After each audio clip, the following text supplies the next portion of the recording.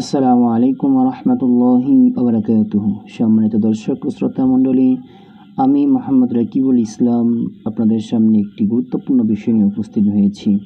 আজকের আমার আলোচনার বিষয়বস্তু হলো, তিন ব্যক্তির গুনাহ আল্লাহ তাআলা লিপিবদ্ধ করে না, বা তার ফেরেশতাদের মাধ্যমে যে গুনার আমলনামা আমাদের ডান কাঁধ এবং বাম কাঁধে যারা ফেরেশতা রয়েছে নেক আমল এবং বদ আমলগুলো লিপিবদ্ধ করতেছে, এদের মধ্যে যে তিন ব্যক্তির গুনাহ আল্লাহ তাআলা এবং আল্লাহ তাআলার ফেরেশতাগণ লিপিবদ্ধ করে না। আমি আজকে তিন ব্যক্তির কথা আপনাদেরকে জানাবো ইনশাআল্লাহ। তার আগে যারা আমাদের চ্যানেলটিতে নতুন রয়েছেন, তারা আমাদের চ্যানেলটিকে সাবস্ক্রাইব করে পাশে থাকা বেল আইকনটি বাজিয়ে দিন। তো যে তিন ব্যক্তির গুনাহ আল্লাহ তাআলা আমলনামায় লেখে না, তার মধ্যে এক ব্যক্তি হলো ঘুমন্ত ব্যক্তি। অর্থাৎ ঘুমন্ত ব্যক্তি যতক্ষণ পর্যন্ত জাগ্রত না হবে তার গুনাহ আমলনামায় লেখা হয় না।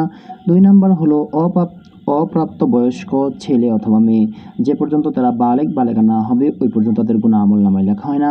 আর ৩ নাম্বার হলো পাগল, যারা যে পর্যন্ত সুস্থ না হবে ওই পর্যন্ত তাদের গুনাহগুলো আমলনামায় লেখা হবে না। ধন্যবাদ সবাইকে। উক্ত বিষয়টি সবাইকে জানিয়ে দেওয়ার জন্য বেশি বেশি শেয়ার করবেন ইনশাআল্লাহ।